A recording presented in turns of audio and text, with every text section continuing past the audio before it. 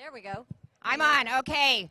Thank you all for joining us again this morning. This is a great crowd. It is a great opportunity for you to hear from our Republican presidential candidates, and especially as we lead into the First in the Nation caucus. Nikki, I forgot to do this. I know you have your son with you. I actually have the first dude and my oldest granddaughter with me today. Kevin and Avery, can you stand up so I can, Kevin. Woo! Let's give it up for the first dude. So I am so pleased to have with me former South Carolina Governor, Ambassador to the UN, Nikki Haley. So Nikki, welcome. It's great to have you back in Iowa and back at the Iowa State Fair. It's great to see you. So I'll give you a few minutes just to say hi, and then we'll jump right into the questions. Well, first of all, it's great to be at the fair. I got to tell you, so I'm from rural South Carolina, and so whenever I come to Iowa, it really does feel like home. I grew up playing on farms. People took care of each other, neighbors took care of neighbors, and so Iowa feels it's friendly, it's kind, it's nice, it's respectful, all of that. And I was always really proud of the South Carolina State Fair. I really was. But you guys really bring it. Like, this is unbelievable. It really is. No, it says a lot about Iowa. And so you guys are certainly showing off, but now I realize why you're showing off, because it's pretty great. It's great to be back.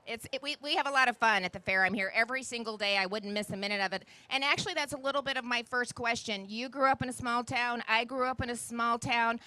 Can you just talk a little bit about how that's really, formed you as a informed you as a governor, and how it would shape, you as a president? Well, I grew up, it was a small town, 2,500 people, 2 stoplights. You couldn't think about doing something wrong without somebody telling your mom.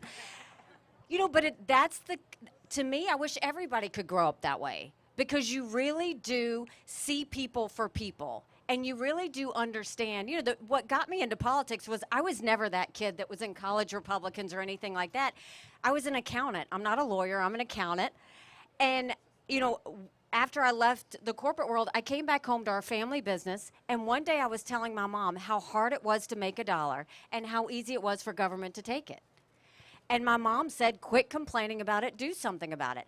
I didn't know you weren't supposed to run against a 30-year incumbent in a primary. I truly didn't. Ignorance is bliss, and once I realized he was related to half the district, the only option was to win. So, we went around the district and said, hey, we've got way too many lawyers at the State House. I think they need a really good accountant, and that's how it was. But when you They really need a good accountant in Washington, exactly D.C. Right. My exactly goodness. Right. Bring it. But, I think that growing up like that and seeing people who work hard, in South Carolina, it was always about faith, family, and country. And we all grew, I know Iowans, we grew up like that. Your parents raised you to be responsible individuals. You went to school and you learned what it meant to be successful. And you went to church and you found your faith and your conscience. And that's what I want America to be again. That's what I want us to get back to, because that's at the heart of who we are. So, first female governor of South Carolina, and really, you jumped right in. You truly led a dramatic economic turnaround in the state. In fact, you earned the title as the Beast from the Southeast. Yes. And the best thing is, Republican governors were so competitive, so she understands that. So she was setting the bar really high. Talk about your leadership in revitalizing South Carolina's economy, and to the background, again, as an accountant that brings to the table. Talk a little bit about what you did and how you would take that same mindset to Washington, D.C. Well, look, we are $32 trillion in debt. We're having to borrow money just to make our interest payments. China owns some of that debt. And I would love to tell you that Biden did that to us. But I've always spoken in hard truths. Our Republicans did that to us, too. You go and you look at that $2.2 trillion COVID stimulus bill that they passed with no accountability, expanding welfare that's now left us with 90 million Americans on Medicaid, 42 million Americans on food stamps. And did Republicans try and make it right? Nope, they doubled down and opened up earmarks for the first time in 10 years, pushing through 7,000 of them in December. Want to know how they spent your money? $30 million on an honors college in Vermont, $10 million to tear down a hotel in Alaska, $7.5 million on horse racing in Arizona. And then the 2024 budget just came out. Republicans asked for $7.4 billion worth of earmarks, pet projects. Democrats asked for 2.8. Now you tell me who the big spenders are. So the accountant in me will tell you that what I did as governor was the first thing I did is I controlled what I could control. That's our agencies. That's what I would do as president. I replaced the head of every agency. I went in there. We pulled down, I sent teams into every agency to clean house, pull down regulations, pull down any bureaucracy, get rid of problem children.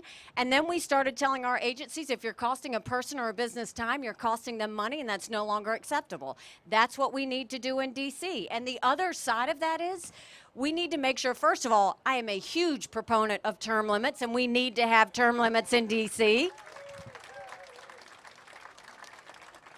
I'm a huge proponent of mental competency tests for anyone over the age of 75. And let me tell you, Senator Grassley would pass that in a heartbeat. I was with him at the fair yesterday. That man is not slowing down 1 inch. I was trying to keep up with him all day. But you know, why wouldn't we want them to take it? These are easy tests. It's like name 4 words that start with the same letter. It's, you know, what town were you born in? How many grandchildren do you have?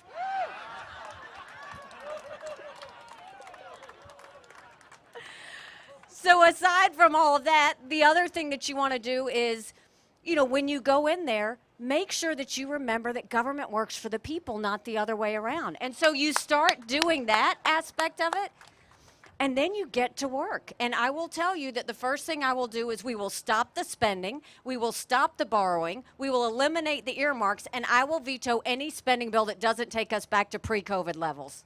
Amen. Sounds like how we address Biden, whatever that is, nomics, the bad stuff. So you do bring a lot of diversity to this role because you had the opportunity to serve 2 years as the ambassador to the UN, really standing up against foreign adversaries like China and Iran. I can remember watching you with great pride during that time. So when our country, you know, is struggling economically, why is it so important that we not overlook foreign policy as well? Can you talk a little bit about that? It's national security. And look, let me tell you, if you look at the situation around the world, there's a lot of threats coming to America. I mean, you've got Russia invading Ukraine, you've got Iran building a bomb, you've got North Korea testing ballistic missiles, you've got China on the march. But make no mistake, none of that would have happened had we not had that debacle in Afghanistan. My husband is a combat veteran. He served in Afghanistan. The idea that him and his military brothers and sisters had to watch us leave Bagram Air Force Base in the middle of the night without telling our allies who stood shoulder to shoulder with us for decades because we asked them to be there. Think about what that told our friends. But more importantly, think about what that told our enemies. Now, Iowa's an important state.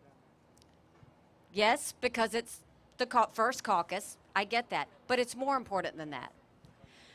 Because right now, China's got his eyes set on Iowa. Why? China is our #1 national security threat. They have been planning war with us for years. And that's not being dramatic. Look at the infiltration that China has done. They've bought up 400,000 acres of U.S. soil, most recently near Grand Forks Air Force Base. Right here in Iowa, they bought the largest pork producer in the country. If you want to know what they want, they're going after every farmer. Iowans are very good at agribusiness and agriculture and technology. They are stealing seeds from Iowa because China is food insecure. So they are trying to figure out how to go take what we have so that they don't need us. That's leverage. We need to make sure food security is national security. That's about us, and that's also about the rest of the world. Then you go and you look that they are, like, we have more fentanyl that crossed the border last year that would kill every single American. #1 cause of death for adults 18 to 49, fentanyl. Don't think for a second China doesn't know what they're doing when they send it over. Then you go and you look at the fact that they are filling our universities with millions of dollars to steal our research and spread Chinese propaganda. The Chinese Party has Chinese front companies lobbying our Congress on their behalf. And then you go and you look, they steal $600 billion worth of intellectual property from us every year. But now let's talk about military. China now has the largest naval fleet in the world. They have 350 ships. They'll have 400 in 2 years. We won't even have 350 in 2 decades. They have come out with hypersonic missiles. We've barely gotten started. They're doing cyber. They're doing artificial intelligence. They're doing space. And they are now the biggest developer of neurostrike weapons. Neurostrike weapons are where they can engineer to change brain activity of military leaders or groups of the population. It's serious stuff. And now we hear there's malware out there. Chinese have put a code in our systems that our government can't find. And basically what it's done is it is in our network systems. So our power grid, our communication systems, and our water supply. So that's a lot of bad, right? But how do we deal with it? I sat across from China. I negotiated with China. I negotiated with Russia. No one else on this stage has done that the way that I had to do it. You go to China and you go to them with strength. First thing is we make sure they no longer buy U.S. soil and we take back what they've already purchased. We go to our universities and we say, you either take Chinese money or you take American money, but the days of taking both are over, and we get that Chinese infiltration out of our universities. We go to China and we say, we will end all normal trade relations with you until you stop killing Americans. You watch how fast they get that fentanyl off the border. Then you go and you make sure we shouldn't be sending them any technology that builds up their military or helps them threaten us. The Biden administration approved 70% of those requests last year. We will blacklist that and make sure they don't get any of that. And when it comes to our military, we have an amazing military. We need to start using it. And the first way you start using it is you stop making them do gender pronoun classes. Like, that's got to stop. We pull down the bureaucracy in the Department of Defense, we pull down the red tape, and we start making sure we modernize our equipment and ammunition so that we're ready. And then when it comes to the border, we will go and finally deal with the border. First of all, we will make sure we defund sanctuary cities once and for all. Instead of 87,000 IRS agents, we'll put 25,000 Border Patrol and ICE agents and let them do their job. We'll go back to the Remain in Mexico policy, because guess what? Nobody wants to remain in Mexico. And then instead of catch and release, we'll go to catch and deport. That's how you go and make sure we stop the border. Never forget, in the United States, we are a country of laws. The second you stop being a country of laws, you give up everything this country was founded on. The answer to the weakness on the stage that we see from our current president. Oh my gosh. So you brought up Michael, and so he recently deployed with the National Guard. You've been through this before as governor. So tell me what it's like having him overseas then and now, and especially as you're running for president. So talk a little bit about that with Iowans. Well, the timing is a little off. Can we just say that? You know, it's several weeks ago, I dropped off Michael at 4 a.m., and watched him and 230 soldiers pick up their 2 duffel bags of belongings and load a bus to go to a country they've never been, all in the name of defending and protecting America. They're willing to sacrifice their lives and their families because they still believe in this amazing experiment that is America. So if they're willing to fight for us there, shouldn't we be willing to fight for our country here? Because we have a country to save. So look, I'm incredibly proud of him. I'm incredibly proud of all of our military men and women. I'm incredibly proud of the veterans and their shoulders that we stand on because they sacrificed for us.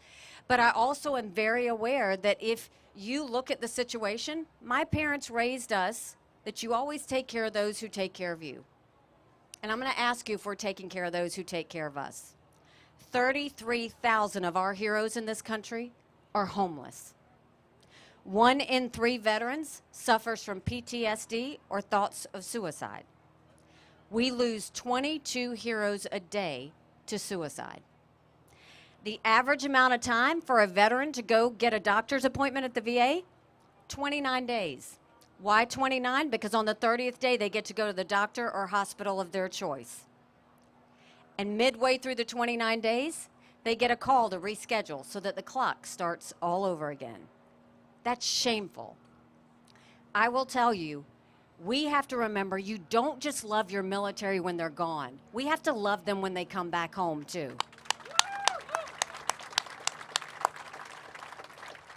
When my husband came back from Afghanistan, he couldn't hear loud noises. He couldn't be in groups. Life had passed him by for that year that he was in Afghanistan, and the transition was tough.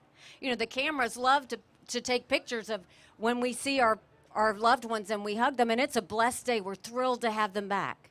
But the hard part's when we get home.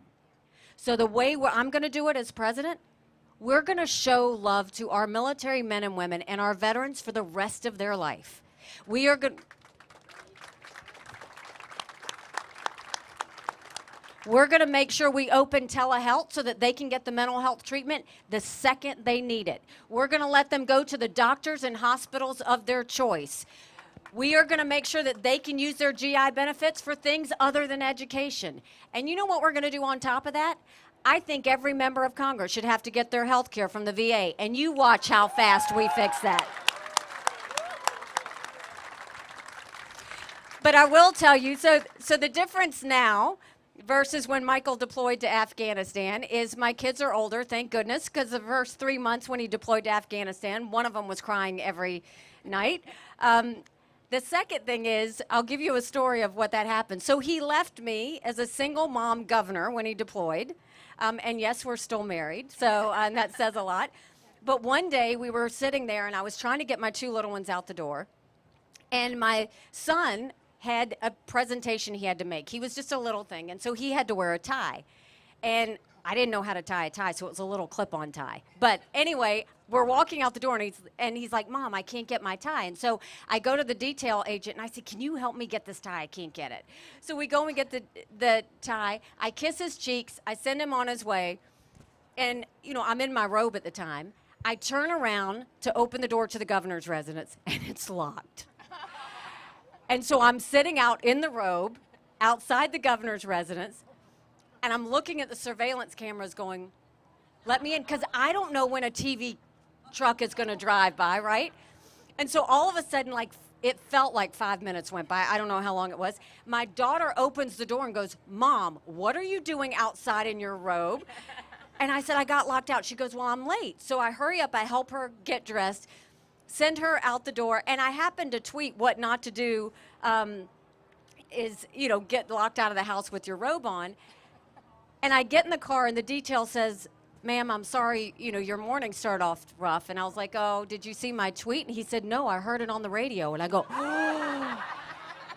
And then I look at my phone, and my staff is blowing me up going, did you just put a tweet out there that you got locked out in your robe? And the next thing I know, the Today Show, CNN, all these people are like, have you ever been locked out of your house in the robe? Well, the governor of South Carolina has.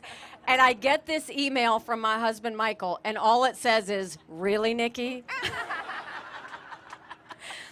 So I feel for every military family out there because it is survival mode, but we are blessed to do it because we love our men and women. What is it about getting in and out of the residences? Kevin's the only one that can get me into Terrace Hill. I can't figure out that ding door at the front either. I thought you were maybe going to say you gave him a kiss and he went to school with, but if you were still in your robe, you didn't have lipstick on. So I was happy to hear the rest of the story. So again, just thank you for your service. We appreciate that very much. You know, you've also said, and then we'll get to the quick three, but you've also said that saving girls' sports is the women's issue of our time. And we passed legislation to protect girls' sports for girls.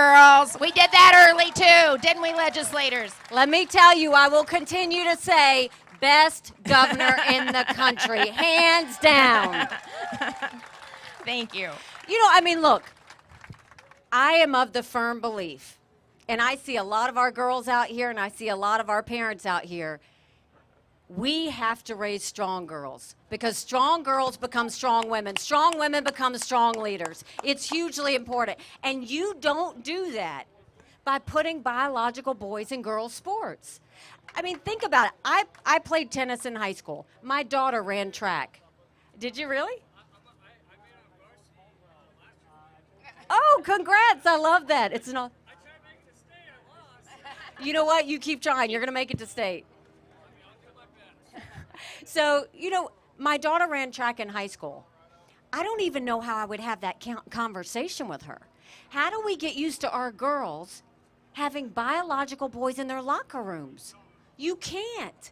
You can't. We have to make sure we're focused on what. And did you see Johns Hopkins recently came out with the definition of a woman? No. Ladies, you're not ready. It was a non-man.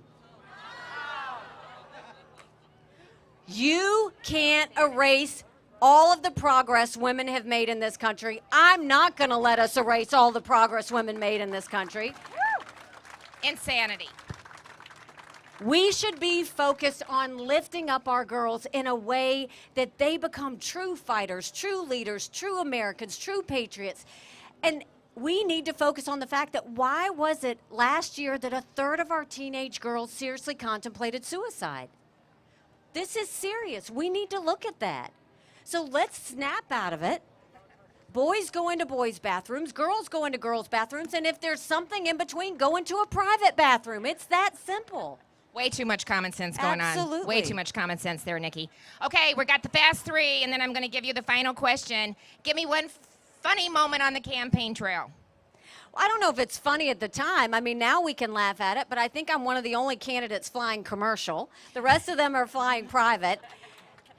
And there was one day we were trying to make it to, like, this gate. Of course, thank you, Mayor Pete, because no flight is on time. There are tons of delays and lots of cancellations. So we're going. I happened to have just come off a speaking engagement. I was in a dress and wearing heels, and we like have to haul, so I take my heels off. I'm running through the airport, and I hear somebody go, "Hey, that's Nikki Haley running across the airport."